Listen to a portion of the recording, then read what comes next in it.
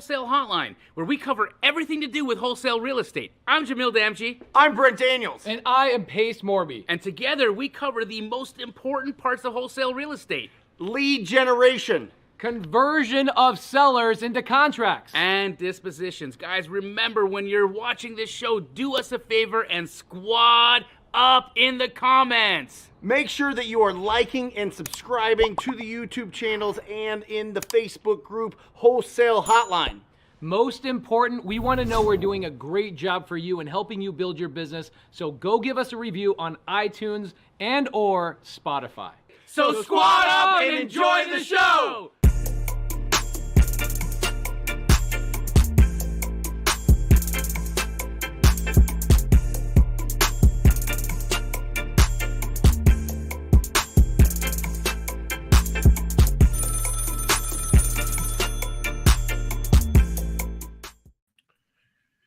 Here we go. Wholesale Hotline number 119. Brent Daniels, Mr. TTP. Pace Morby, Mr. Sub 2. Jamil Damji, Mr. Astro, Mr. Keegley, Mr. A&E. Mr. A&E, I like that. That's good. How about that? He's taking over. That's good. He's taking it over. How are you, Pace? I'm good. I'm signing a deal right now. There's a mobile notary sitting next to me right now. I have no idea what it is I'm signing. Do you know what it is? Is it a refinance? Is it a purchase? I guess I'm purchasing a piece of property. Nice. Do you know where? I don't know. Let's find out the address here in a minute. All right. Let's do it. And you guys were flipping today. You guys were out on shooting the show, right? Where's that property at? The one we were working on today over at 32nd Street in Indian School. Great area. Great area. Yep. We're doing a big one. We're actually, the second half of our season is pretty intense. Right. Remodels. Speaking of big one and intense, look how thick this is, dude. This is. What, are you getting a loan for that? This has got to be a loan stack, right, bro? That is definitely a loan stack. Yes, we are. We are getting a loan from myinvestorloan.com, and where's the address for the house? Let's pull this up. Do you know it? So what are you doing? You guys can pull the address and see what we're buying here. Awesome. So you guys opened up a whole wall. I saw. Ooh, West Palm Beach. Opened up a wall. We vaulted. Oh. We converted a garage into a primary bedroom. Mm-hmm. We added a garage. It's insane. How big of a budget? Oh, we're probably going to be 175. 170. 170. My address for my property is 707 Hampton Road, West Palm Beach, Florida. There you go. I only assume, because it's out of state, that we're going to be doing an Airbnb there. I only do out of state stuff with Airbnbs. So who got you that deal? So lately what I've been doing is I've actually been telling people that are kind of newer to the business, hey, let me help you sponsor your loans. So if you have a deal and you can't get a loan because you're new and you're lacking experience, let me partner with you.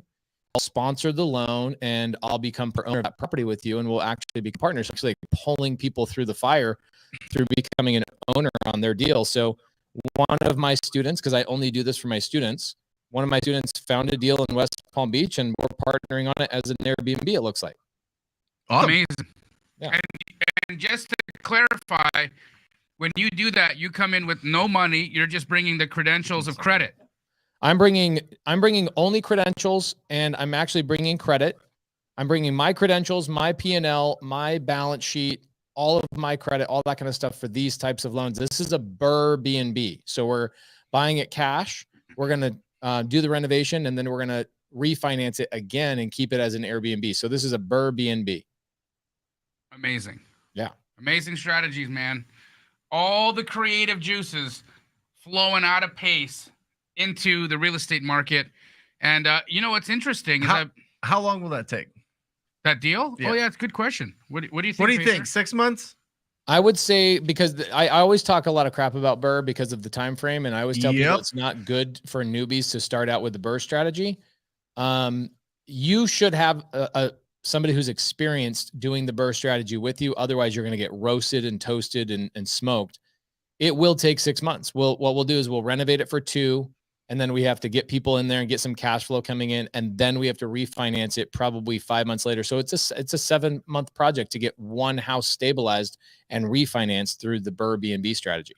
Can I ask, does rising interest rates affect that strategy, seeing as how you can't lock into your mortgage until after you guys renovate? Does that, or when you're doing short-term rentals, does it just become negligible and not really matter? So Jamil, you and I are very similar in this regard, is that I won't do an Airbnb. I won't buy a property long-term unless it will cash flow as a long-term rental as well, just in case we have an economic downturn, which I think we all are kind of foreseeing on the future, at least some sort of stagnation, right? Correct. I don't think we're going to have a massive correction or anything like that. So I'm always looking at, all right, if I have to keep this as a long-term rental, is this an area that I want? Is this an area that's going to get toasted? Or I look at all those things. In January, February, and March, my company with Cody Barton, my business partner, through our wholesale direct-to-seller business, we had to cancel about 12 properties that we planned on just doing a BRRRR strategy with because interest rates toasted us. Yep. And this is another reason why I don't love the BRRRR strategy, although we utilize it. I don't love it because it doesn't work in any market. The BRRRR strategy does not work in every market, and it does not work for every single person. Whereas what I love about wholesale is it doesn't matter what's going on with the market. You can wholesale up, down, left, or right. Does not matter what's going on. Wholesalers always dominate in any market.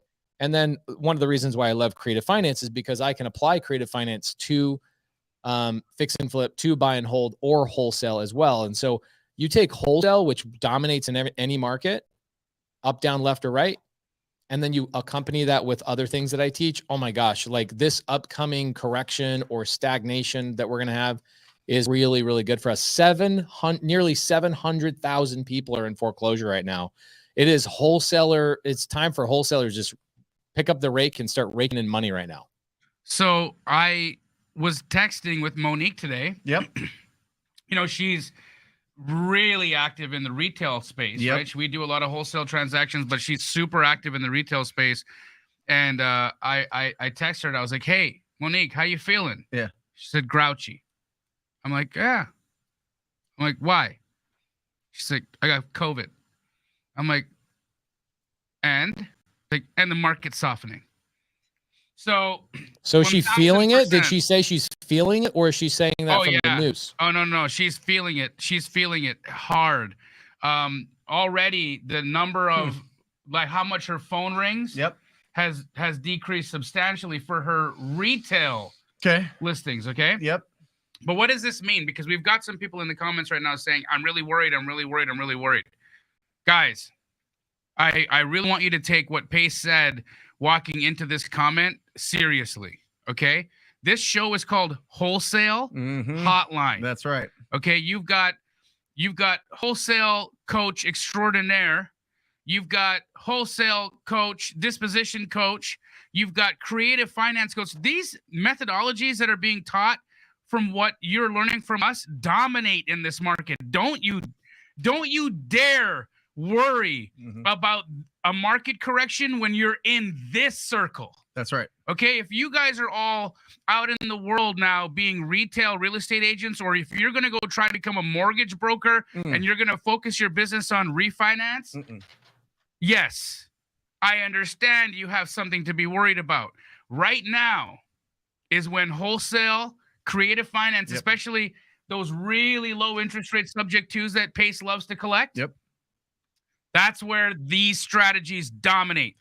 Well, you guys don't understand how good stuff's about to get for wholesale and how good stuff's about to get for subject two.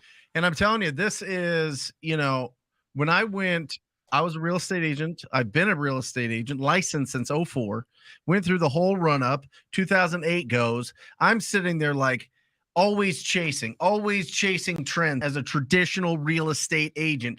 And I was looking for something that can just be like, I know that if I put the work in, no matter what the market is, I'm going to be successful. And I finally found it with wholesaling in 2013. And I am telling you, this is the business. This is the future. This is I'm telling you, you go out there. Pace had a comment. He said, how much? 740,000 properties in pre-foreclosure. Now that sounds like crazy, right? That sounds like an unbelievable amount. There's 148 million properties. That's less than 0.5%. And it's still 740,000 properties. There are so many opportunities. There are way more opportunities than there are agents. There is no competition. It's all collaboration. That's what the point of the show is. It's about squatting up and building a business that is recession proof, because at all times properties are being bought. I don't care if it's a down. I don't care if it's up. All times properties are being bought. It just depends on the price. Understand that. It all depends on the price. There's not a time in American history. You can even go back to Black Friday in 1929, where the stock market crashed and it started the Great Depression. There is still properties being flipped. There are still properties being developed. There are still skyscrapers that were just erupting out of the earth. I mean, it does not stop if you focus on distressed properties. The people that really need to watch themselves are the mortgage brokers and the real estate agents. 1,000%. And I was on a really interesting podcast this morning with the vice president of data and analytics at Bigger Pockets, Data Deli, Dave, incredible guy. And he flat out had the exact same opinion that, guys, wholesale is going to dominate in the next at least 12 months to 24 months. So really, guys, take your lessons now. Start understanding how to learn value, because now more than ever, running your comps and being really intentional about learning how to comp property is going to be most important. You know why? Because it changes. Because now we're going to see a slight change in value. Yep. You see, I could use a comp from 12 months ago. Yep. I could have used a comp from 24 months ago. But today, now seeing where things are kind of going, I can only use comps that are 3 to 6 months old. Yep. And when I'm talking to real estate agents and I'm actually do you know how the sentiment has changed? If you're doing agent outreach right now, which is why we're doing the Secret Agent Challenge Part 2 coming up on June 6th. The reason for it, guys, is because I need you guys to hear how different these conversations are going to be with real estate agents now, with the market having softened a little bit.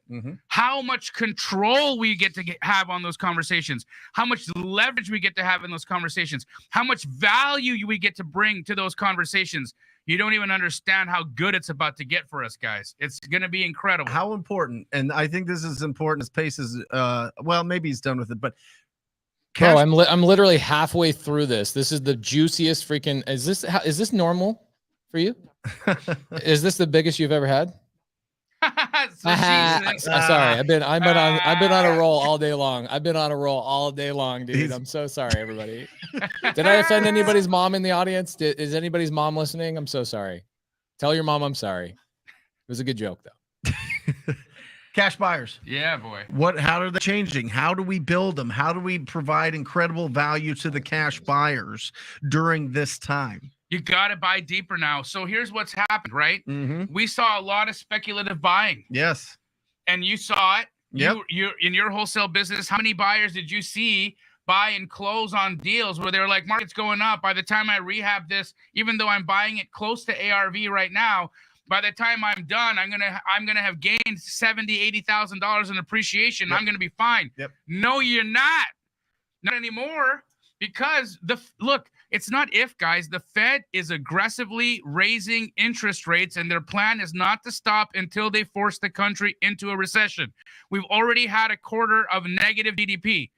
A second quarter of negative GDP pushes us into a technical recession. We are getting there. We are very close. We are very freaking close. But does a recession mean that we're going to have a housing bust? Hell no. Does that mean, however, that buyers actually start to cool down? Yes. Does it mean that we'll have a softening? Yes. Does it mean that creates great buying opportunities? Yes. Mhm. Does that mean that your cash buyers are going to start looking for better deals from you?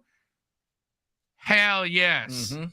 So what you're going to need to do is start really paying attention to your numbers, start really paying attention to those percentages of ARV that we teach, understanding where you need to be at, what percentage of ARV you need to be at, in what part of the country and for what condition of property. Knowing that will win the day for you And over and over again. you need to know what your buyer's strategy is. Of course. You have to have a conversation with them. You have to see how they're pivoting. Is it costing them more to do these flips? Is it costing them more to renovate, to do their burrs? Are they still looking at doing Airbnbs? What is their strategy? You know, the levels to this game is all about recognizing potential with different properties. How are your buyers recognizing potential in this pivoting, changing economy? That's the conversation you have to have, because if you have that, if you arm yourself and already know what people are looking for, you reverse engineer and you go find that. Right? That's it. That's it. Because your buyers are, look,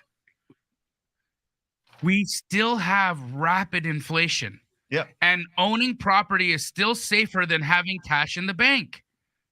1,000,000%. It's the Look, hedge. Pace and I are about to close on an extremely expensive building. I'm closing on this building. So I was talking about that today, how proud of you I am that you guys are you're taking over that entire empire over there. That's it. Well, just the square footage batch about a 45,000 square foot building, but this 4,100 is just good for us. It'll be good for us. But what's incredible is that you're taking the approach of, look, when I factor in my income and how much money I spend in tax, I know your tax bill. Yep. Right? Yep. Guys, Brent Daniels has a tax bill bigger than his biceps. Okay? Yeah. So Brent Daniels, and that's without really any, you have a little bit of depreciation, but not nearly enough if you're writing checks like that. Nope. I'm in the same boat as you. Yeah. Right? And so it doesn't matter to me. Here's how I look at it. I could buy a rental, whether that be a big multifamily building or a small single family rental. Let me break this down for you guys so you can get real granular about where your buyers might be thinking. Mm-hmm. Okay? I could buy a rental, and if it at least breaks even on my monthly nut to what I'm getting in rent. Yeah. Okay? But I'm protecting against 10% inflation. Mm-hmm. I am protecting my capital. Mm-hmm. I am getting some cash flow. Yep. And I might get 3% appreciation if we have a real bumpy road in the next 24 months. Yep. I save $600,000 or $800,000 in taxes if I'm depreciating right. And I can create a positive impact on my tax implication. Yep. Even if the real estate value went down 20%. Mm-hmm. By knowing the fundamentals of wholesale and knowing what percentage of AR, when I'm buying property at 70 cents on the dollar, Mm-hmm. I'm already in a better position. When I'm protecting against inflation, I'm already in a better position. Mm-hmm. When I'm gaining depreciation and I'm hedging against my tax liability, I'm in a better situation. What does it matter to me if property values go down 3 to 5%? That's it. What does it matter? I'm making so much more money buying the asset anyways. Wholesale, build the fund, build a big, healthy, heavy bank account. First of all, replace your job so you can go full-time in this and focus on building a machine. Focus on building a business that is a servant to you. I broke it down in my live show on Wednesday, getting to the point where you are making $1 million income, right? And then you get taxed. If you had no other write-offs, you got 37% federal tax, boom, right? In a lot of areas, especially California, you can tack on another 15, but we'll average it out at 10. You're at 47% tax rate, right? So you make $1 million, you take home about $644,000. I've got it here actually making $1.2 million, $644,000. If you ball out at 30 grand a month, right? That's having a $12,000 mortgage on a $2 million house. You're balling out. The other 20 grand, you're just doing whatever. You're having fun. You're flying places, your vacation. Kids go to the best schools. You're buying the best cars. You're doing the best thing. That's still under 400 grand a year. You've got another 300,000, 250,000 to invest in $1 million property. That's how you build wealth. That's it. That's how you build wealth. That's it. And during this time right now, woo, this is our time. This is our time. It is our time. And Pace, this is your quote, and I'm going to say it because I'm reading it in the chat. Actually, you read it because this quote is more poignant now than it's ever been. And you know what it is? Right here, Jeff.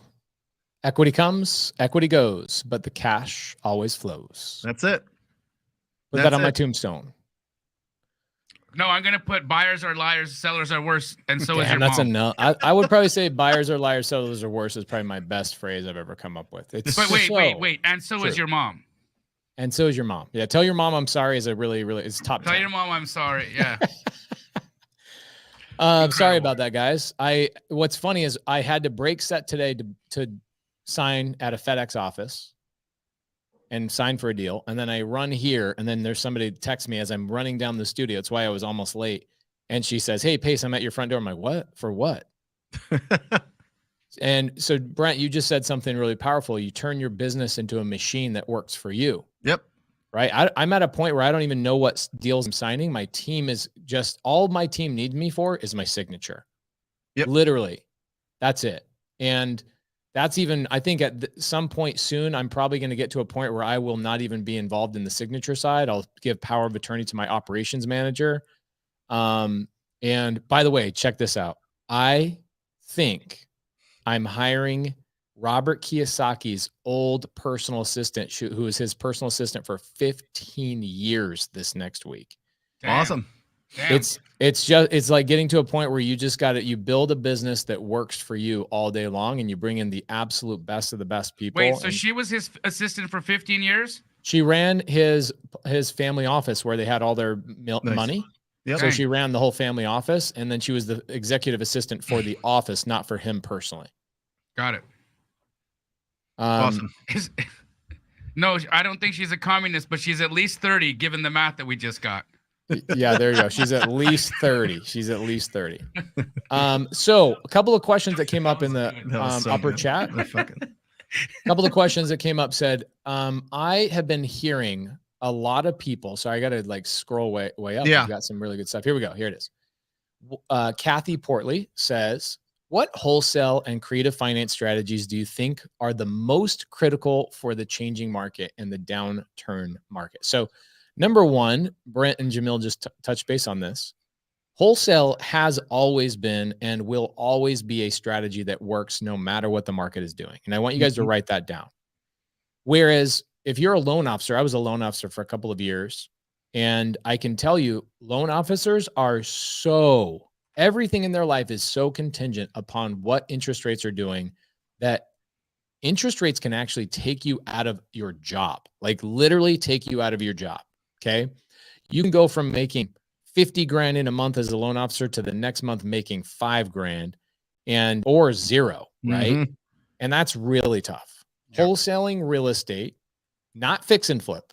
Okay. Mark my words, fixing and flipping is not one of those businesses that can get you through tough times. There is a pause. So let's say if we re-emulate what happened in 2007, 2008, 2009, basically all the way down to the bottom of 2010. There were so many people buying deals off market, but guess what? They were not. They were not fix and flippers. They were hedge funds. They were coming up and gobbling up all the houses on the auction. Very, very few fix and flippers were making a full-time living at that point. So as a wholesaler, you're going to be able to continue to wholesale no matter what's going on. The only thing you're pivoting is who's my buyer right now, right? And so just in the last couple of years also, right, guys, Jamil, you've seen an influx in hedge fund buyers, whereas 4 years ago, it wasn't the dominating force, right? But it still remains true. Wholesale and off-market real estate will always be an opportunity, which is very, very powerful. So Kathy, wholesaling real estate and finding potential is number one. That's one strategy. Creative finance. What are creative finance strategies? So there's 26 creative finance strategies. I don't want to burden you with giving you all of them, but I would say the top 3, maybe 4. I'll give you the top 4 creative finance strategies. Number one, that you need to learn in the next 3 years, subject to. taking over people's mortgages that are in foreclosure will be one of the most powerful strategies ever, subject to, okay? Or wholesaling a subject to deal. We wholesaled 2 subject to deals this month. I never wholesale subject to deals. I just have so many people like, oh my gosh, I need to get tax benefits. I need to buy rentals, but I'm now priced out of the market. What do you have? And they paid such a premium to us on an assignment fee that I'm like, sure, I'll let this one go, right? So subject to, number 1. Number 2, seller finance. Right now, I'm negotiating a 300 unit multifamily in Las Vegas, Nevada, $60 million, $0 down, and the seller is willing to give us 50-year mortgage on a $60 million asset. Yo, dog, can I get some? Can you let me hold some of that depreciation, bro? I'm not, bro. I'm not. I already told you I'm not doing that deal without you. I want to hold some of that depreciation, bro. So that deal. Yeah, what are we doing here? Guess it's just your guys' deal, huh? I can't get a slice of that. No, Hey, what are we come on, doing bro. here? Can we let Brent hold a little bit of some of that?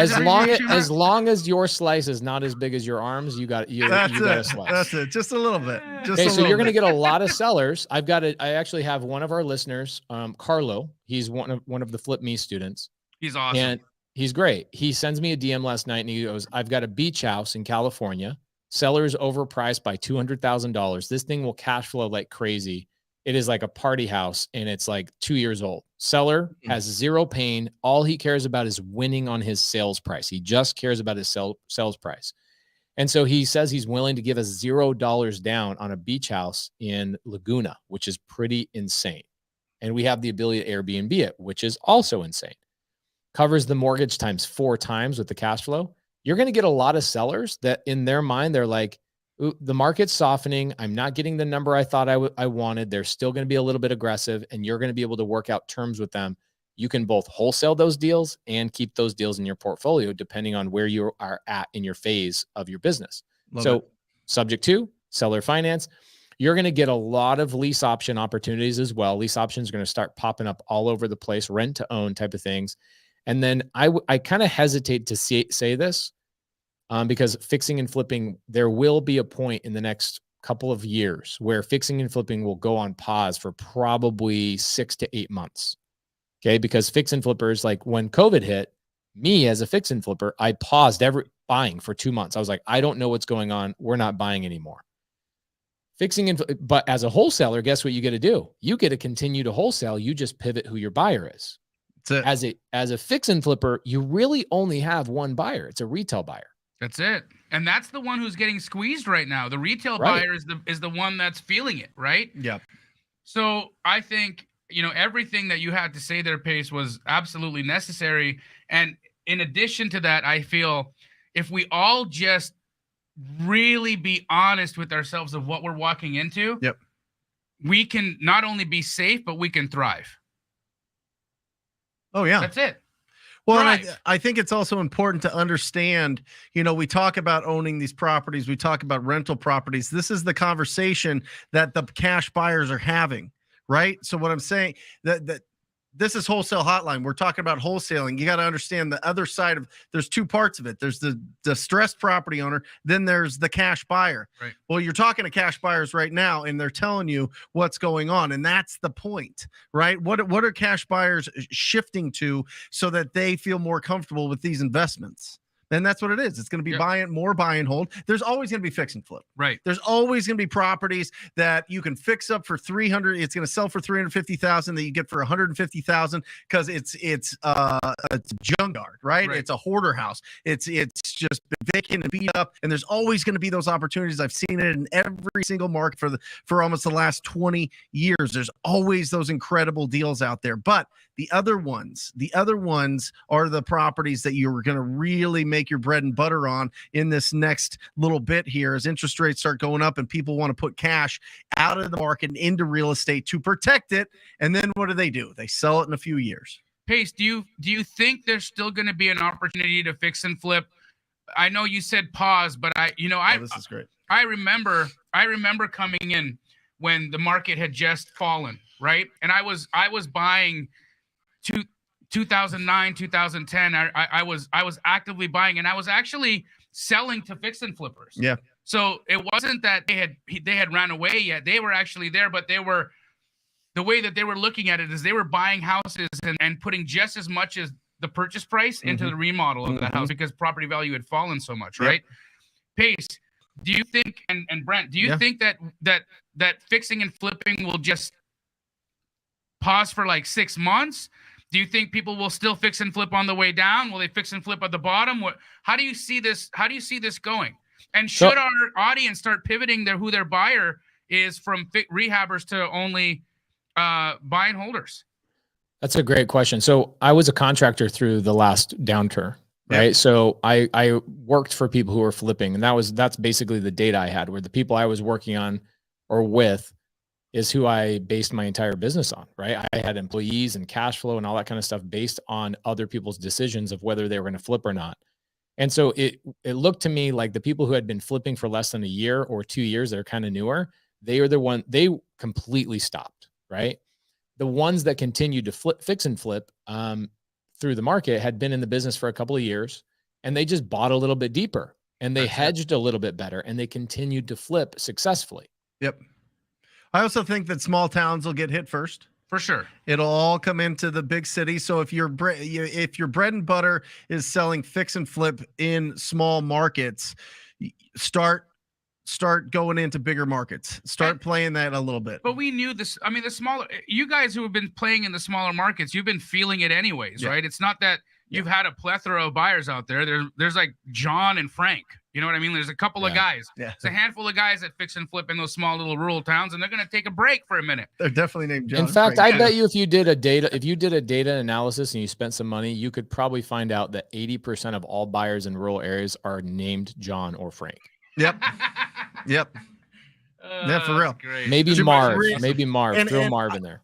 With your guys' permission, I would love to just crack this thing open. I think that we've warmed it up enough to where there's going to be a lot of questions coming up, and I'd really love. Sometimes we go off and we're just spiraling into crazy town. Let's get as many questions as we can answered, and really make this like something that we can sink our teeth into. So first one's for Jamil from De Niro, which is awesome. De Niro. Yep. De Niro said, Jamil, I'm having a hard time understanding this no inspection and $5,000 non-refundable earnest deposit. Why would any buyer agree to that without inspecting the property first? How do you go about it? Great question, De Niro. Here's how it works.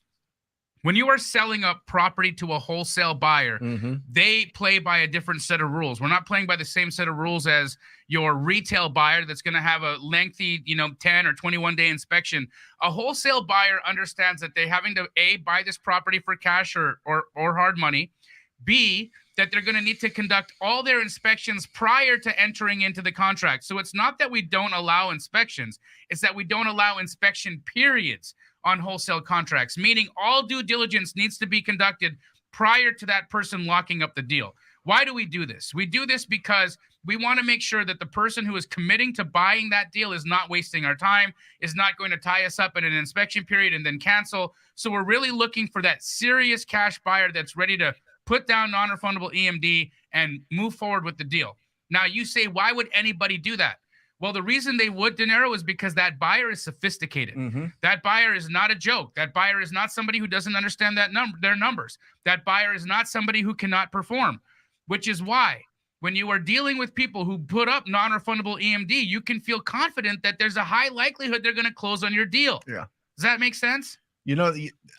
Real simply, the reason why they would do it is because if they don't, someone else will. Absolutely. That's the real that is the real reason. Absolutely. If it was just one and you got to take your time and you got to go in and you could do all your inspections, right? The reason that people will put 5,000 non-refundable earnest on an as-is property that they didn't get a full-blown inspection is because somebody else in the market would. Somebody else would take that deal. So it's because of that. And obviously they know what they're doing. Yep. Yeah, I that's a great question. Here's the thing is, as a wholesaler, I want to work with professionals. Yep. Right. I think the people that really worry about that are trying to maybe JV on deals where they're like, well, hold on a minute. Like, I got to go and send this to my buyers, right, before I lock this up. And my buyer might want an inspection period. I get that. That can be really, really challenging. But as a wholesaler myself, I want to work with professionals that go, yep, I'm looking at the photos. I stopped by the property. You guys let me see it. I'm making a decision and I'm putting in my $5,000 earnest money right away, right? I don't want to give people, I've locked it up. I have a conversation going on with the seller right now, and the seller's making decisions based on what I tell them. I don't want to give the person on the back end a big long inspection period. And so would you say it's industry standard, guys, that's the case? Yes. Yep. Okay. I love this from Blooming Lucy. Great picture, great hat, great smile. Look at you. Energy. What if ARV is $260K and the seller in pre-foreclosure wants $300K? Subject to all day long. I would now. That's a great thing, Pace. Is this a subject to? Is this subject to that you'd want to get into in this market right now? All day. Still. At a $300,000 price point, it depends on how I structure it, right? So let's say that the ARV is 260, seller wants for 300. Most people in this is where negotiating comes down, right? You guys hear my seller calls all the time. Foreclosures are amazing because what happens is foreclosures get close to their ticking time bomb and they go, oh my gosh, I need to let this property go. If somebody wants 300 grand, I go, great. Depends on how we structure it. So let's ask this question. Okay. You're asking a great question. Jamil, would you jump off out of an airplane with no parachute if I gave you $100,000? No. Okay. Would you buy $1 million house that's worth $500,000? I understand where I'm being led here, and it depends. Yeah. So say no. Well, I don't know that I would say no. Okay, no. Okay, no. Typically, people would say no. Jamil's helping me out here. What if I told you that the airplane was landed on the ground on the tarmac and you didn't need a parachute? And I just had that one little detail that the airplane was now on the ground. Would you now jump out of the airplane for 100 grand? Well, here's the problem, right? The door of an airplane and the ground is still a good 8 to 10 feet. And my brittle bones, bro, I ain't making that jump. Well, the thing is, bro, you broke your wrist last time, but nobody paid you 100 grand. So if you break your wrist this time, I'll give you 100 grand. Okay. The difference is, would I buy a house for $1 million that's worth $500,000? Well, that depends. Are you going to give me 1,000 years to pay that off and $100 payment? That's it. Right. Yep. So you can structure that 260. So let's just real quick. Let me do a little whiteboard thing for you guys real quick. You don't mind? So for me, I would look at this deal and go, all right, if it's 260 is the ARV, if they're in foreclosure, I would say they probably owe somewhere around 220 to 240, somewhere in this range, right? Otherwise, they would just sell the property on the retail market. Okay. So I can take over the mortgage, and then there's going to be remaining, let's just say $80,000 of technical equity in that property. I can structure that equity however, right? I could give $10,000 to the seller in cash and say, hey, I'll pay you the other remaining $70,000 in 24 months or 36 months or 60 months or whatever structure I need to do. And I can bundle this all together. So I say, here, I'm going to give you 300 grand is the purchase price, $10,000 down payment. So what is that? That's less than 3% down. Okay. Right. I'm going to give you 3% down. And then what I'm going to do is now I owe 290 to you, minus your 220 mortgage that I take over subject to. So that means I've got a $70,000 piece of equity that I can structure in payments and terms, however it deems necessary, whatever that is. There's literally 1,000 different ways to structure that. 70 months at $1. Okay. Seller's probably not going to agree to that. Okay. You just start working backwards.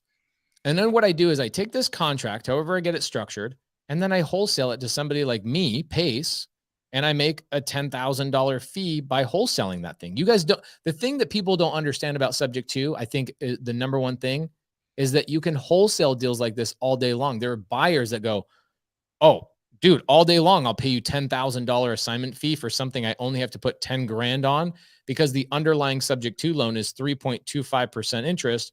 And I'm out there right now buying burr loans or commercial loans at 5.5 or 6. So essentially, the lesson I feel like I'm learning here, right, is that when Pace sees a deal like this, yes, he's looking at it and he's saying, okay, they want $40,000 more than ARV. Right. Okay. Right. But that $40,000 over more than ARV, I'm going to pay way more in interest if I'm buying this house at 5.5% or 6% over 30 years Right. than if I just give you that $40 or $50 or $60,000 in a creative manner over some period of time. It's that liability is going to be substantially lower than what I would have spent in interest payments. Is that on an amortization table? Is that essentially what this pencils out to for you, Pace? Is this why it makes so much sense? Yeah, and I this is one of my other sayings is I got to figure out how to say this more concise, but to me in creative finance, the value of a property is not what Zillow, a broker, a realtor, or anybody tells me. The value of a property is how cheap I can enter into that deal and what I can do with that deal. That's the value of a property. So again, I've bought properties like that one in Ansley Park that you've seen, Jamil. You went to that one in Atlanta. At the time, I bought that thing for $100,000 over retail. Right. But I structured it. You were crazy. I mean, I mean, you didn't offer to let me in on that deal, but if you had, I would have said no. But that was a deal that at the time ARV was $950,000. I basically paid $1,050,000, but I got it on the right terms. Right. And now that property is worth 1.45. So I made $400,000 in about a 20-month time frame. Now, again, equity comes and that equity can go really quick. Yep. But why did I buy that property? I didn't buy it based on the equity. So I'm not living or dying by the equity. I'm living or dying by the cash flow. And that property brings in $22,000 a month on average. My cost to own that property is about $8,000. I make over $10,000 a month net on that property because I structured it properly. So again, the value of a property is not the purchase price. The value of the property is what I can do with it based on how I structured it. Can I give you my side of this coin? So Lucy, you determine the value, not the seller. Let me explain that to you. That the market, appraisers, only a ready, willing, and able buyer. Now, if this property is in a good school district and it's a good rental property and it's a good property that you want to keep or you think it's going to be desirable, get creative. Me, I'm moving on. Either they're taking my offer or we're getting close, or I'm going to call the next person, because all we do all day long is talk to people just like that don't want to sell at the price that I want to sell it at. And I'm going to find the person that does. And I'm going to talk to 199 people. And that one that I talk to out of 200 is going to do a deal with me. And my deal size is $51,000. So that's what I'm going to do. I'm going to take it. I'm not going to fit myself in to their situation. Okay. I'm going to have a good conversation with them. I'm going to pre-qualify them. I'm going to understand the condition, the timeline, their motivation, their price. I am going to give them present an offer that makes sense based on all of those four things. If it does not matter, I am moving on. I am a deal finder, not a deal creator. Okay. I don't know what is going on with this person. I don't know what their situation is. I don't know if they want to sell it and keep their mortgage on that property. All I know is that I'm building a wholesaling business.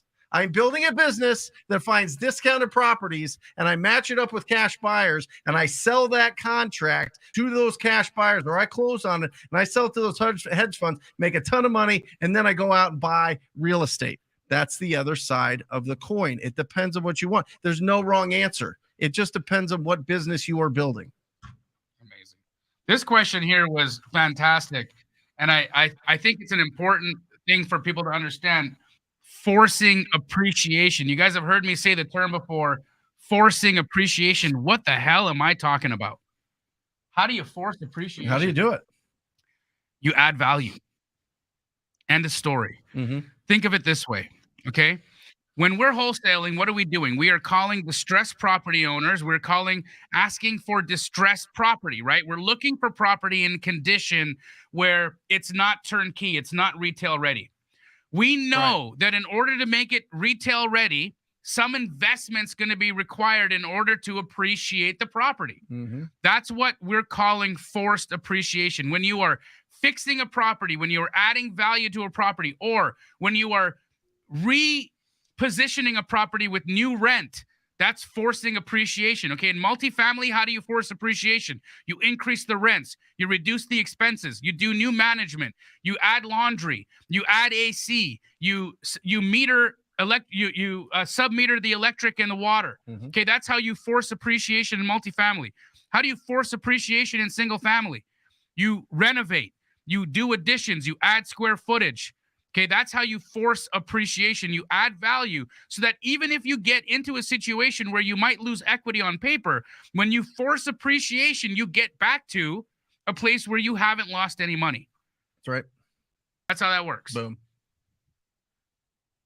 Anybody do their first deal? We haven't rang this bell yet.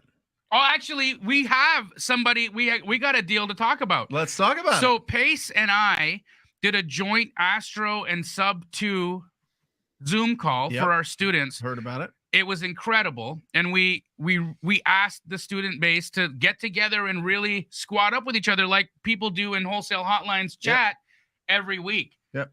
Pace, we got a great text message today from Kelly that told us about it. You wanna give us the deets? I don't know the details yet. We are waiting for it to close. It's Chad Glover, actually one of my students, a mastermind student of mine, has done 3 deals with one Astro flipping student in the last 2 weeks. Awesome. We'll Guys, have to if wait. you're- We're waiting if for you're them not to close. squatting up, We're waiting for them to close. I've got a really good question here. If you guys don't mind me going through it real quick, please. Please do. because this kind of goes in tune with the previous question about subject to, and I'm going to show you guys a deal that Jamari, who is a door knocker and a traditional wholesaler, found a deal that was impossible for a cash transaction, but he still got $10,000 wholesaling it to me and an iPhone, because I didn't want to green bubble text him anymore, so I sent him an iPhone. So real quick, let me show you an address. I just closed on this property on Sub 2 Day. What is Sub 2 Day, by the way, guys? 222222. 2222. Check that out. You guys, what do you think about that address right or that date? That's pretty Nice. dope. That's pretty cool, dude. That eh? is cool. dope. Yeah. Okay, so I bought this subject to on. There's no. What's funny, I didn't know this until I went back and looked at it on Zillow. But let's look at this. I bought it for $469, and the value today is $465. Again, the value of a property to me is not my purchase price. The value to me is what I can do with this property. So this is a real deal. Just closed on it a couple months ago. Gorgeous 5-bed, 5-bath house. It actually has a mother-in-law suite around the back of the property. Okay. Here's the situation with the seller. Seller's name is Trevius. And I have the wholesaler call on my YouTube channel, just for you guys can watch how I broke this down. Trevius was $80,000 in arrears. Okay. Plus I paid $10,000 for Jamari. So somebody might ask, how do you pay those arrears off? That doesn't sound like a deal. Like you're putting 80 grand into this property before you even paid Jamari. That's crazy. Well, guys, this is the beautiful thing about understanding real estate, is that what we did is we got the property under contract. So step number 1, you get the contract. Okay. So you'll watch me on my YouTube video, get the contract. Step number 2, what do you guys think I do? Jamil, Brent, what do you think I did on this? Starts with the loan. You got the loan information, right? I got the loan mod. You got a loan mod. We did a loan modification for her. I have an amazing student named Kiki Shrugs. Okay. Amazing student named Kiki Shrugs that helps out with loan modifications. If anybody wants to learn how to do that, she teaches all of our Sub 2 students how to do them and does them for them. So we did a loan mod. So I took care of this lady's arrears after I got the contract, because I've done it in the past where we actually do the loan mod and then try to get the contract. And what do you think happens with the seller after I just saved their ass and got $80,000 put on the back of their loan? They run, right? They're like, oh, great. I just got $80,000 forgiven. It's like, well, it's not forgiven. It's back on the, I'm on the back of staying the here. right. So instead, now all I've got is I own this property for roughly $5,000 in closing costs, plus Jamari's $10,000. So think about this. I bought a $469,900 property. The interest rate on this is 3.5% that I took over. The loan was 4 years old, so it's already got some loan pay down going, which is great. I took that property over for 15 grand. What is my down payment on a 3.5% deal on 15 grand? 20 What is grand. that? Oh, 15 grand? Or Yeah, what is that? I don't know mathematically what that is, but it's very low. I think it's probably about 3%. I'd guess about 3% down. Okay. No credit check, no credentials, none of that kind of stuff. So when you really think about doing this kind of stuff, guys, I'm not taking over people's arrears all the time. Depending on the arrears, like we've got one I'm working right now. Somebody brought the deal. Wholesaler actually it's a TTP student. A TTP student brought the deal to me, goes, "Hey, I don't know how to structure this, but I've got this seller motivated and I've got them working. What do we do?" I find out they have $5,000 in arrears. For me, as a buyer, I'm going to get all the way into this deal, assignment fee, catching up the arrears, and paying for the closing costs, less than $15,000. Okay. So I look at that deal. I go, Is it ready? What's that? Did you have to put any money into it? No, it already has a tenant in it. Awesome. It's awesome. Yeah. It's a good deal. So that's what we do a lot of times with arrears. If it's really small, I'll just take over the arrears. And guys, I do all three strategies. The only three ways to make money in real estate, I do all three. I wholesale. That's where I go find my deals. I go out and I find distressed property owners with distressed situations. That is what I do. So everything Brent is telling you, that we go out and we find ugly houses with ugly situations, that's what we do. So when people say, well, where are you finding these subject to deals and these seller finance deals and this, that, and the other? Guys, the same thing you guys are doing. We're marketing to sellers and we're gauging motivation. And if we can't get the seller motivated to work a cash transaction, I then pivot to creative. And if a creative deal doesn't work out immediately, you know what I do? We just put it back into long-term follow-up, just like everybody else does. And we start back over every 2 weeks. Hey, now are you interested in a cash offer? Now are you interested in a cash offer? And that goes on. By the way, we had a wholesale hotline, not a student of any of us, followed up with the seller. They just DM'd me a couple of weeks ago. We should have them on, talk about follow-up. 232 follow-ups is what it took for them to get a deal. That includes text messages, emails, phone calls, everything. 232 follow-ups. So I would say the greatest strategy or the greatest tool that you need to utilize in negotiating is a clock. You see it in NBA games. When you're down, what do, man? You play the clock, right? You utilize every strategy you can. And what happens a lot of times is just the person that stays in touch. Now, this deal right here on Branch Forest Way, Jamari was the only person that followed up with her. The only person. And when Jamari went back and asked, I said, how many times did you follow up with this lady? He went back and said, I texted her 13 times over the course of 4 months and he made 10 grand. Okay. I could have paid him 20. I could have paid him 30. I probably would have paid him 30, but I'm a great negotiator. And I'm the one that got the contract, not Jamari. He brought the lead to me. I closed the deal, but you guys can go get full retail deals, help a seller that's in foreclosure, and get paid $20,000, $30,000 at a full retail price, because that property will cash flow not only for short-term rental, it will cash flow for a long-term rental. So hopefully How long did the loan mod take, Pacer? It took 30 days. You'll know within 2 weeks typically. And then they'll ask you for more information, right? And then you just keep working it. Sometimes loan mods take a little bit longer, because the hardest part of a loan modification, everybody pay attention to this. The hardest part of a loan modification is babysitting the seller, because you have to get information from the seller in order to successfully get the loan mod done. Is it multiple times, or can you create a package for the seller, get them to sign, or give you all of the things they need to give you early so that you can go do your loan mod and then come back when it's all done? So Kiki and other people in my mentorship that have perfected the loan modification process have created a package that I would say is 90% what the bank is going to need, and even more than what the bank usually asks for in the very beginning.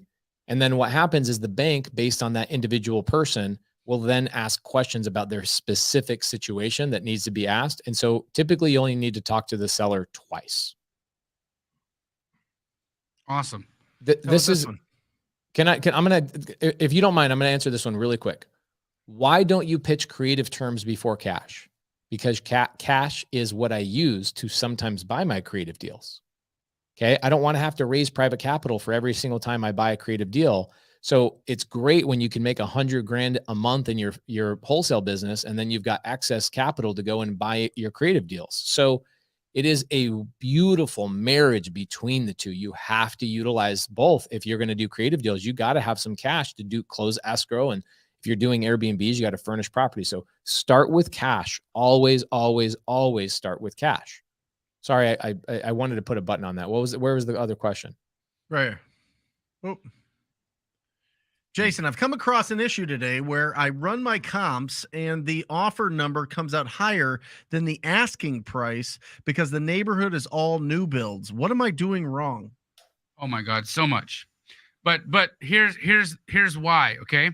So if everywhere in the neighborhood is new builds, okay, that's your basis. That's where your subdivision right now is trending in price.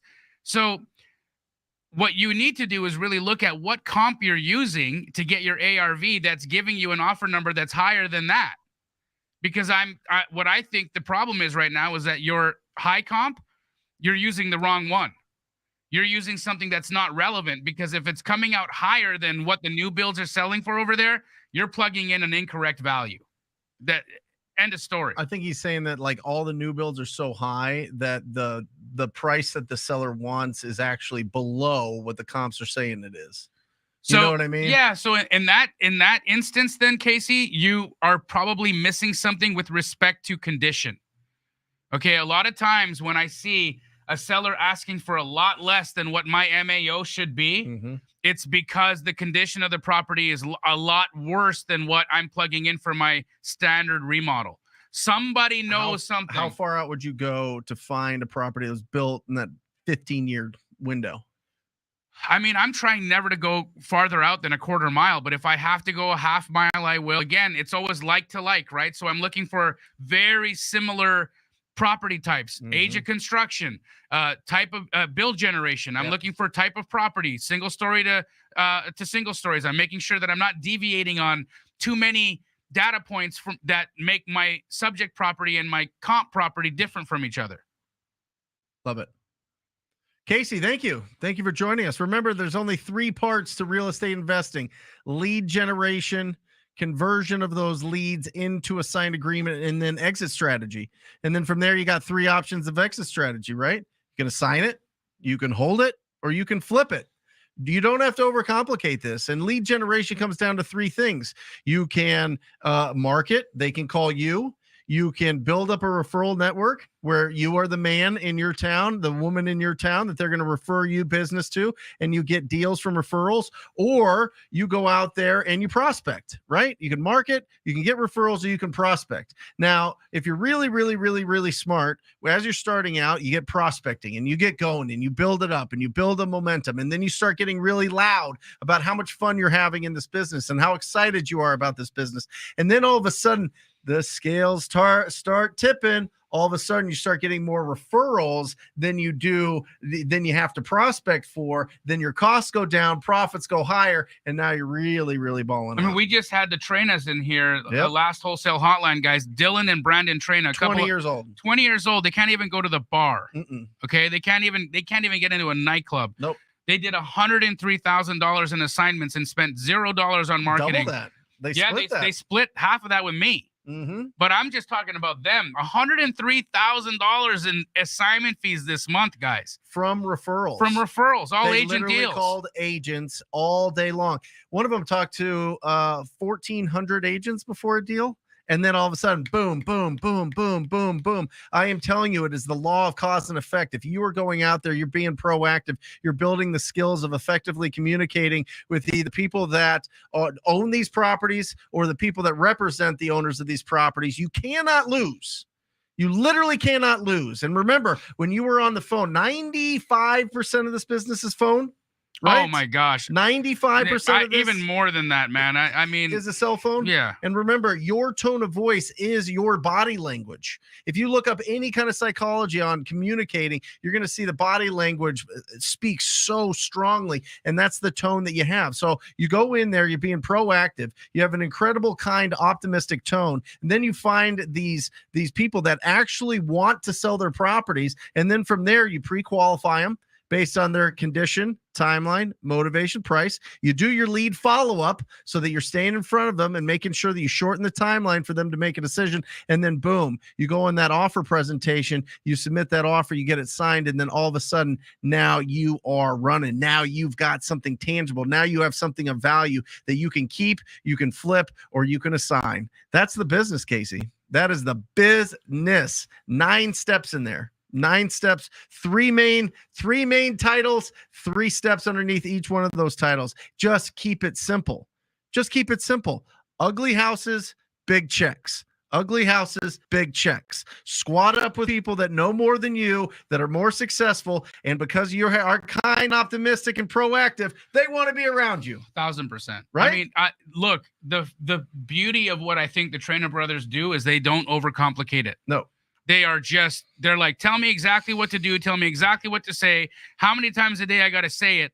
And that's what happened. That's how it worked, you know, and now they're bringing in more income than both of their parents are, and they still can't have a cocktail. Yep. It's incredible. Love it. Guys, we have near 700 people across platforms watching Wholesale Hotline right now. And not enough likes, not enough hearts, not enough sharesies. Do us all a favor, guys. If you're getting value from today's or any other Wholesale Hotline episode, leave us a like, share this on your socials, talk about this.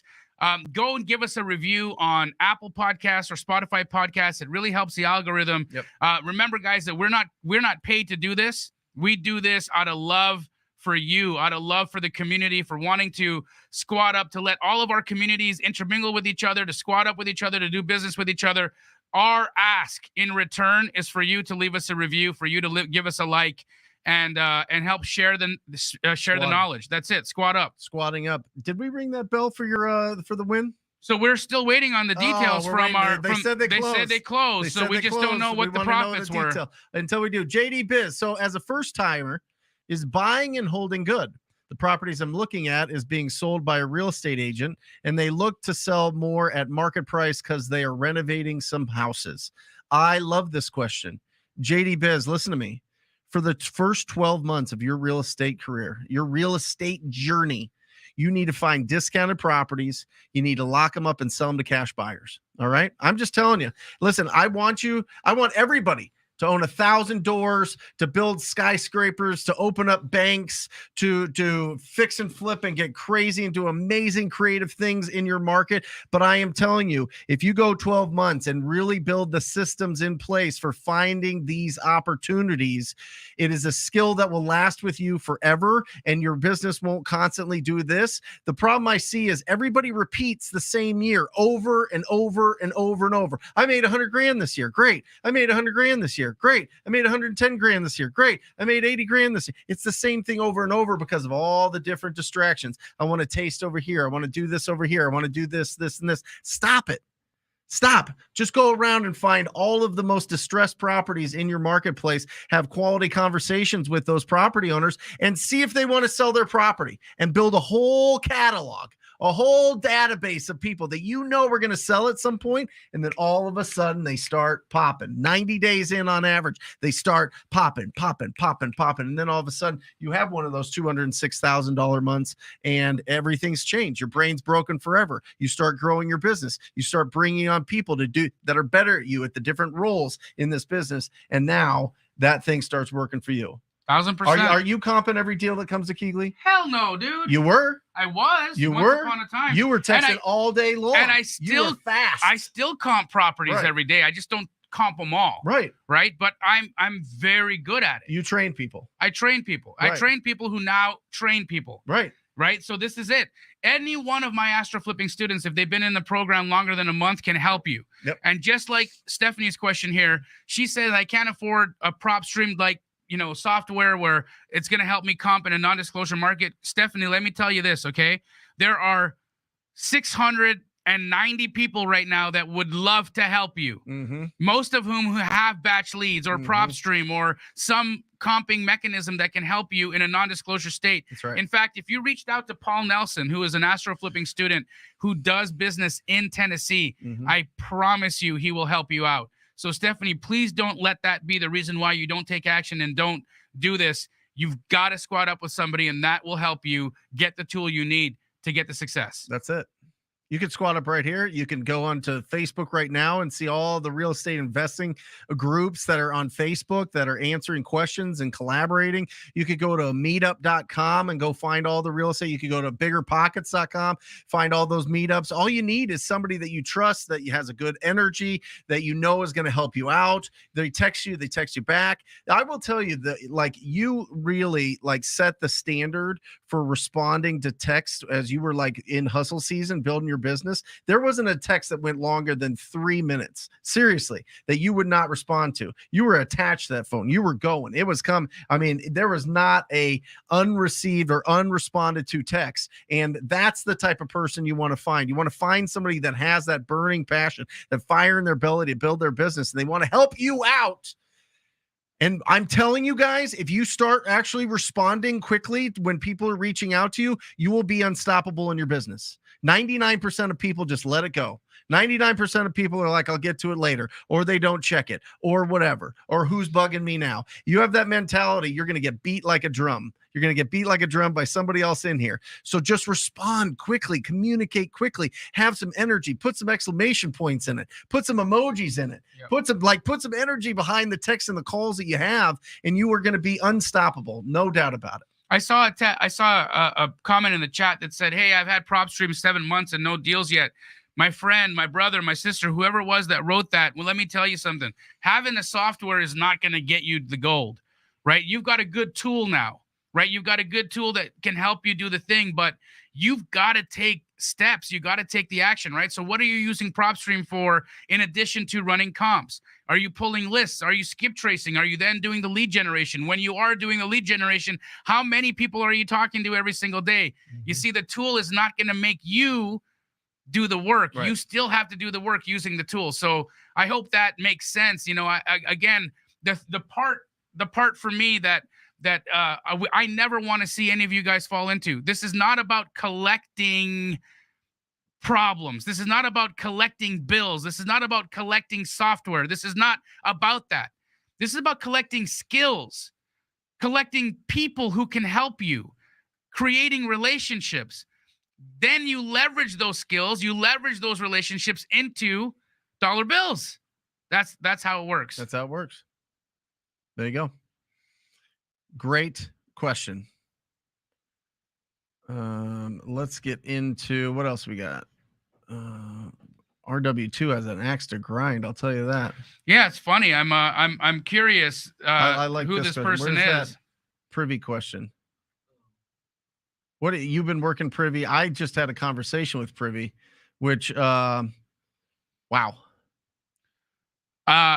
Great question. Is Privy the best software that I've used? It's a fantastic software. I'd say for the purposes of finding deals on the MLS that are undervalued, hands down. I invested in another, you know the name. I'm not going to say it because I don't want to make anybody feel bad, but I had invested in a software that was extremely expensive, in the thousands of dollars per month. Okay, in the thousands of dollars per month, and it still had an ROI. Yep. Privy is literally under $100. Yep. And my Keegley corporate stores use it to get deals. My franchises use it to get deals. My Astro flipping students use it to get deals. And in fact, guys, for those of you that are struggling with a 9-to-5 job, that are having a hard time because you don't have a lot of time every day, because you can only put in an hour into this business every single day, because you still have to go and have your job and then you got your family. Privy is actually perfect for that scenario, because you can literally run Privy in the morning, see what opportunities came up, write contracts on those opportunities once you've comped them to make sure that they're real. Because again, guys, it's a software. It's not going to be exact, right? It's going to send you 10 opportunities. Maybe 4 of them are going to make sense. You're going to have to comp all 10. So what? Okay. 4 of those make sense. Go throw your 4 offers out and then go to your job at Amazon. Yep. Okay. Let those offers get accepted, and hopefully one of them makes in a deal. Miriam on my Astro, she works a full-time job in the Amazon warehouse. She was struggling, dude. She just sent me a message saying, I just got $7,900 wired to me from a deal I got from running Privy, before I go to work. This is how people are getting their parachute. Yeah. This is their parachute into entrepreneurship is you got to stack a little bit of money first. Can you? Is there a tester or Actually, no? Privy's got a 30-day money back guarantee. That's so if you didn't like it after 30 days, cancel it. They'll give you your money back. It's incredible. What is a camel? They said Privy is a camel. Okay. I don't know what that means. Do you know? Okay. I'm going to be an agent. You want to call me and get some deals for me, please? Yeah. Isaiah wants to hear it. So we want to do a little role play. Little role play, baby. Okay. All right. I'm gonna not look at you. Okay. So let's preface what kind of deal this is. Is this a brand new deal on the MLS? Is this a deal that's been sitting on the MLS? Are you an agent that I'm just calling cold? I'm just an agent that you hear works with investors. Got it. All right. Let's go back to back. Yep. Ring, ring. Hello. Hey, is this Brent Daniels? Yes, this is Brent Daniels. Who's Brent, this? Hi, my name is Jamil. I'm a local investor in your area, and you have a reputation, my friend. I've been told by other people that are in my business that you are the go-to real estate agent if I'm looking for a house to fix up. My whole crew right now is ready, willing, and able to do their next project, and I've been struggling. I've been struggling to find that cruddy house, that house that makes you want to throw away your clothes when you walk it. Have you come across a house that fits that description in the last little while that you can send me some information on? I'm ready to buy. I'm coming in with cash. I can close fast, and you can represent me on the deal so you can double in the commission. What area are you? What areas are you looking at? Brent, I will. What city? What town? Anywhere What's in your the bread and butter. Anywhere in the greater Phoenix area. I don't care that gas is $6 a gallon right now. I will pay. I'm truly looking for just an opportunity where there's distress in the property. So you're looking like total gut job. You're looking cosmetic. Like, what does your crew do? The dirtier, the better. In all honesty, those really, really lipstick ones, they're truly not my favorite. If I can get in there like a hoarder house, oh my gosh. If I can get into something that's got a foundation issue, even a fire damage, I mean, literally the gnarlier, the better. Well, I could pull a list from the MLS and send it to you. What's the best email? Brent, the reason why I prefer you not do that is I am so aggressively looking for houses on the MLS right now that I'm actually looking at the MLS every hour. So it won't help me if you send me houses on the MLS because I promise you I've seen them. Got it. What I'm looking for is something that you have in your back pocket. Before they hit. Exactly. Maybe a listing appointment that you took last week. You know, you remember anytime that you try to sell a house like that, it's a nightmare for a realtor because it's not even financeable. These houses can't even get loans on them. So if you've ever had the question, like, what am I going to do with this crappy house? I'm your guy. Well, you try to get these at like super low because this is just not the market. I mean, I worked with some of these other investors, and every time they send in an offer, it's like super low. It's a total waste of time. You know what I mean? So like, what's your buying strategy? I love that you asked me that question. I feel that I pay 100% of as is value. Yep. Okay. What I mean by that is, look, if a house needs work, if it needs $50,000 in renovation, I can't pay what it would be worth retail. You understand that I at least have to buy it with enough margin in it for me to invest money to fix it up, right? No, I get it. So no, I'm not trying to lowball. I'm paying 100% of as is value, which is why I only want you to send me the ugly stuff. I can't buy a beautiful house. I can't buy a fully remodeled house. That's not for me. And I don't want to insult you or lowball people. I am truly looking for a distressed property. Well, listen, I get calls like this. Okay. Honestly, I get calls like this. And the most important thing to me is speed. Like, I need you to be able to be really solid with the number quickly. Like, if you need to drive by the property, if you need to see the pictures or whatever it is, it needs to be a quick decision because I've got other people that want to buy these things. And I only want to work with people that are going to actually close these deals, or I'm just spinning my wheels. Brent. Yeah. If I was any faster, I would already be at your house right now. In fact, look out your window. Yeah. I'm just kidding. I'm not there. But I promise you that I can get these done. Give me a shot. Yeah. Ask around in your office. If there's not something that you have right now, go and ask somebody in your office if there's a house that I could really take a look at. I would get out there right now and give you a cash offer and get that thing done in as fast as title could close it. You know, one thing that would kind of tip the scales for me is if I send it to you, once you fix it up, would I get the opportunity to list it? I would absolutely love to have that conversation with you. Right now, we've vetted and we have listing agents that have worked really hard to get those opportunities. Yep. That doesn't mean, Brent, that you can't be on that list. So why don't we get something in play? Then I'll bring you into the office. You can meet the rest of my partners and we can talk about bringing you on as a listing agent. Love it. Love it. What's the best? Text you, call you? Text me, Email? call me, Morse code, carrier pigeon. Just talk to me. Got it. Sounds good. What was your name again? My name is Jamil. James? Oh, Jamil. Oh, okay. Yes. In Jamil. fact, do me a favor. Yeah. When we hang up this call, will you save me in your phone as Jamil has the money? Jamil has the money. Just save me in your phone. Do as you want the emoji, the like money bag, or do you want me to say it, really spell it out? I think I'm going to do the emoji. I love it. Do the emoji. Please save me in your phone. And hey, do you mind if I follow up with you in like a week? No problem. Wonderful. Let's do it. We'll chat soon. All right. Boom. Right? That's it. That's it. Guys, Do you think he's ever done that before? You think he's ever done that before? Guys, Jamil did not just wake up one day and have that all down. And I threw the real stuff at him. I threw the listing, right? I threw at other buyers at you. I threw, are you going to really close? Are you really fast? All these things that and listen, you might deal with one of those on a regular conversation. Right. I threw all of them at it. Every right? one of them. There you go. Every single one of them. Jamil has the money. Guys, if you took just that little bit, that little role play right there and rewinded that back 10 or 15 times, you'd have enough game to call you up an agent and get yourself a house under contract. Know what I'm saying? That's it. And then it's just conversation. You're not going to get every one, guys. You're not going to get every one. If you call somebody up tomorrow and they're like, oh, I don't work with investors, or, oh, I've got all these people. Great. Next. Like there's 2 million people that have a real estate license. It's, it's talking to them and building those people that are going to actually do business with you. And then you stay in front of them, right? You text them.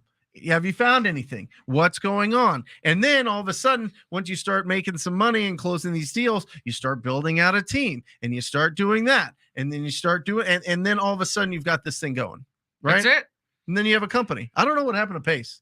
He left to get on a flight to Las Vegas. Oh, he did. Yes. Okay, got it. I didn't know if his internet was down. I don't know. He had to disappear because he was late for a flight. So guys, everybody, Pace said, I love you, and keep watching. Yep.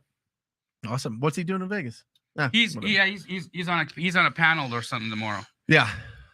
And that's it, guys. So the numbers are this. Listen, 1 out of 200 really ugly properties, you're going to get a deal. 1 out of 300 agents, you're going to get a deal. But the difference is when you get that one agent that's giving you deals, they're going to bring you 10 more in your lifetime. They might bring you 100 more in your lifetime. You get 100 to 200 agents constantly referred. This is exactly what you did. I mean, this is exactly how you built it.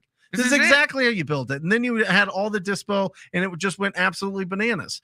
So, I mean, guys, this is not rocket science. You could do this in any market. Not only that, everybody on this, all 638 live people right now could create a business, a multi-million-dollar business in their marketplace. You wouldn't even do a dent.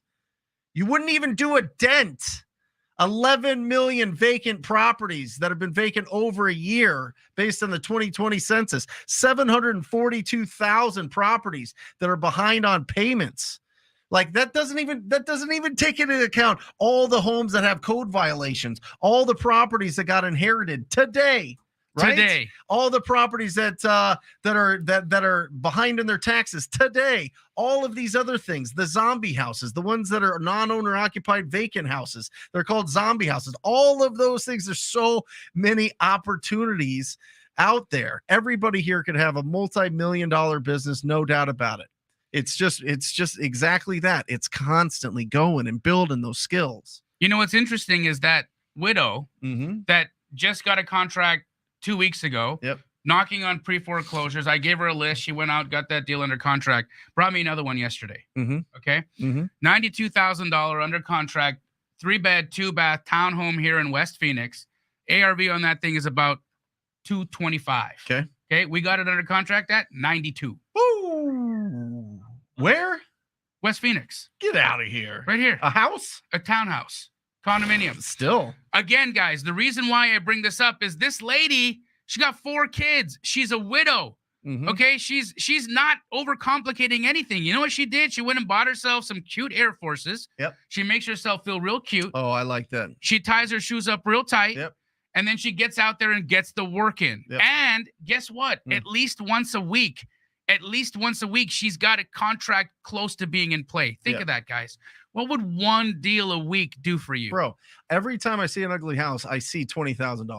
I'm not joking. It's like a weird mental thing that I have now. And we do 50,000, but it's like every time I see an ugly house, I'm like, that's $20,000 right there. I got to see what's going on with that deal. What is going on over there? There's another 20. There's another one. You go in some neighborhoods, it's $1 million neighborhood. You know what I'm saying? 100%. I'm just telling you. 2-player JB, looking good. Love the shades. How would you go about trying to find who owns a property? I skip traced it and asked the neighbors. They said it's been vacant for some years now. Owner passed away 5+ years ago. I would try to get onto like what's the family tree one? Not ancestry.com. There's like a family tree website. Somebody put it in here where you can go and see the relatives of people. Yeah, gobabydaddy.com. Is that it? That's it. Yeah, that's it. Gobabydaddy.com. No, it's not real. Oh man. But there you go. That was fun, so try to find the relatives, right? And then just see where their tax, I know that you've probably already done it, but see where the mailing address is. And then if you really need to, True People Finder. Johnny, there you go. I mean, True People Finder, True Go Baby People Daddy. Finder. It was pretty close. It was really right? close. That was really close. I'm just saying, guys, GoDaddy became a pretty big company. Would not Go Baby Daddy be pretty good? Can you get the .com right now? How much is it? GoBabyDaddy.com. Let's see how much that costs. So, yeah, there you go. True People search, look for it, and then try to find the relatives. And then if you need to, go to the the county and go check out the tax records. Go talk to the county treasurer and see where they're sending the tax bill, because it might not be updated. So I love Joel's question here. This is a great one because you guys do a lot of this, and I actually now have been gaining a lot of fruit, a lot of deals from my students out there working the pre-foreclosures. Yes. These pre-foreclosure leads, guys, can come to fruit in as little as 7 to 10 days. I'm talking contract to check. Yep. Contract to check. Yep. Yeah. So, buy that. Is it really? Go buy that right now. Better buy it. Buy that right now. Somebody else is going to buy it and flip it to us for $6. Yo, get that right now, Bobby. Get that right now, homie. That's awesome. GoBabyDaddy.com. I just want to own that for no reason.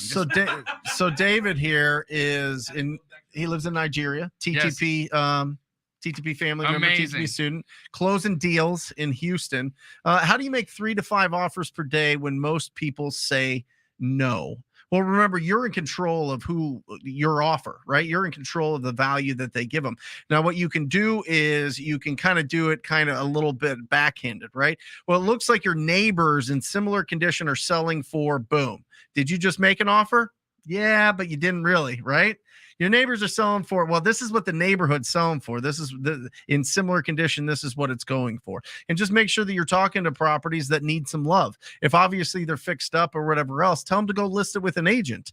And, you know, if you want to send them written offers, you certainly can. It's interesting. And I think it usually works in smaller markets more than bigger markets, but you never know. You could set it automatically to just, you can get it into your DocuSign and just send out offers if you get their emails, or you can get it mailed.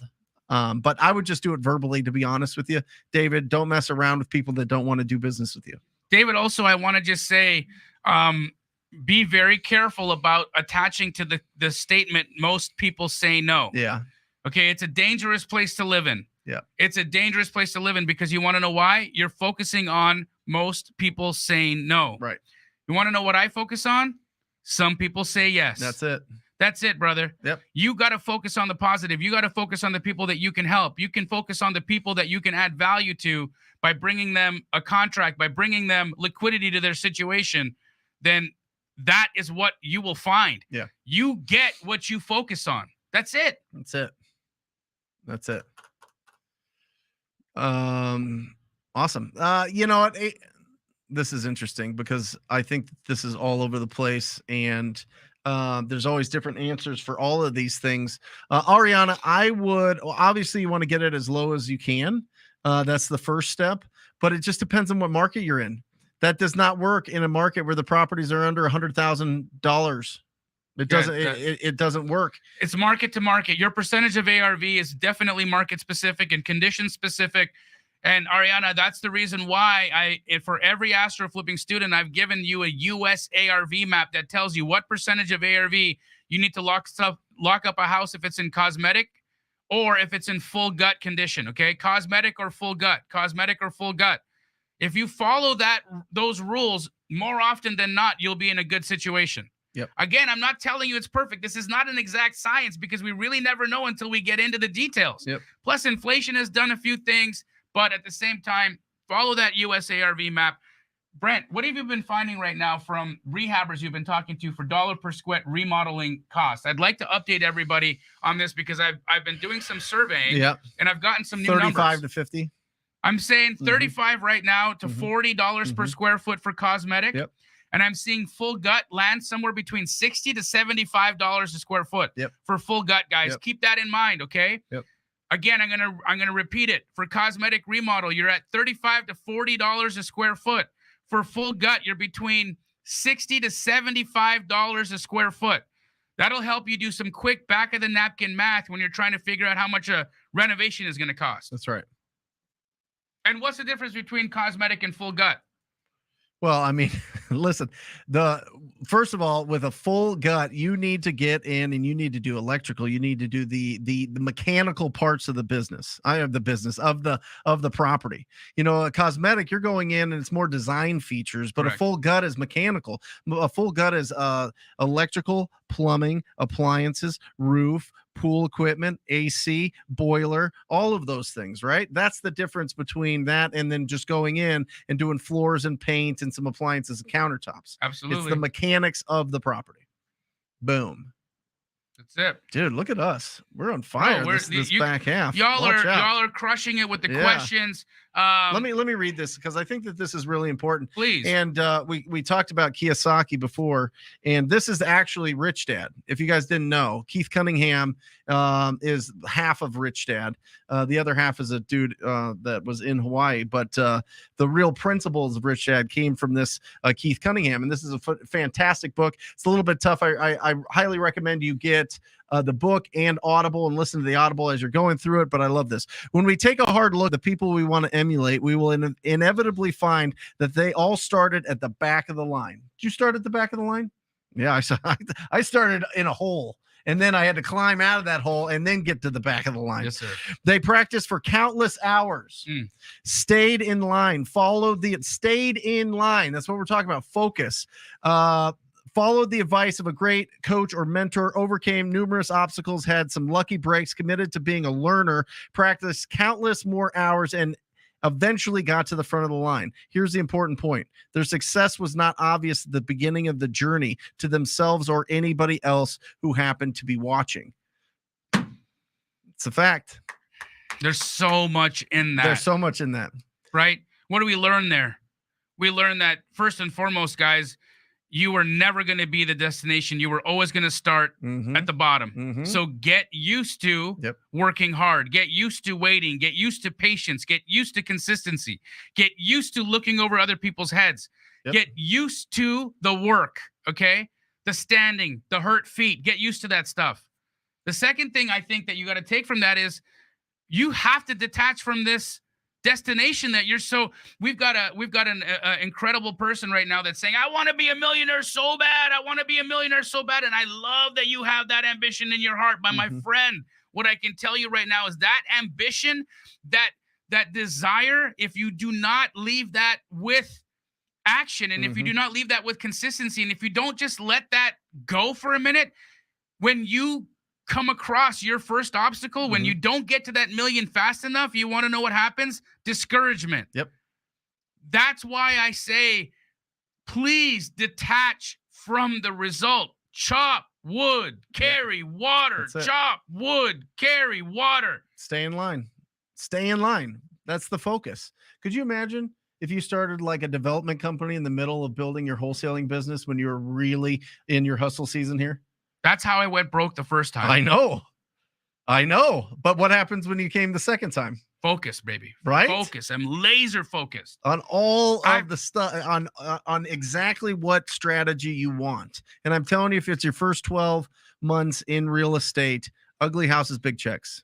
Ugly houses, big checks. Get in the middle of people that find the ugly houses and that will give you a big check for that. That's it. It's just putting in that work and staying focused and doing the boring shit. It is. I mean, that's what it is. Going through that repetition of calling people all the time and getting up and getting that motor. And I would challenge anybody that said, I want to, I want to be a millionaire. How about I'm going to be? How about that? That's it. How about the labels? The labels Bro, make everything. Whatever somebody you gave label us yourself. $5. All right, $4.99. Hey, Hey, that's for your URL. hey, Go baby daddy. No, somebody bought it. Hey, whoever bought GoBabyDaddy.com, you suck. God, man. That is awesome. Guys, we love you. That is our 90 minutes. Thank you for staying with us for so long. Really, really, really, we love you. If you didn't get your question answered, Wednesday, 10 a.m. Pacific Standard Time, Brent Daniels YouTube channel. We go for 2 hours on the Ugly Houses Big Checks Show. We're officially naming it Ugly Houses Big Check Show. We go for 2 hours answering your questions. It's going to be absolutely bananas. It's going to be going over, is this a deal or not a deal, right? We're going to be going over and making sure that you feel very confident the conversations that you're having, you're actually getting a deal, and it's not something that you need to cancel. Repost what? Yep. Sorry, I didn't mean to interrupt you there. Guys, Secret Agent Challenge 2.0. June 6th. How to talk to agents in this new changing, pivoting environment. We have new terms, new words, new ways to address. Guys, if you haven't signed up for that challenge, it starts in June. It is free. You will learn a ton. It's going to be my biggest, shiniest, brightest stars in astro flipping and myself all having conversations with agents in this changing environment. You need to be there. The link is right there in the chat. Can't wait to see you. Love you guys. See you next week. I'll see you Wednesday and Sunday. Sunday, baby. Or just say squat up. So squat up and enjoy the show. Yeah. Yeah. Okay. 1, 2, 3. So squat up and enjoy the show. What are you doing? I didn't say that thing. Why? I don't know. Okay. So squat up and enjoy the show. Cool. I think we should use the one where Jamil doesn't say anything.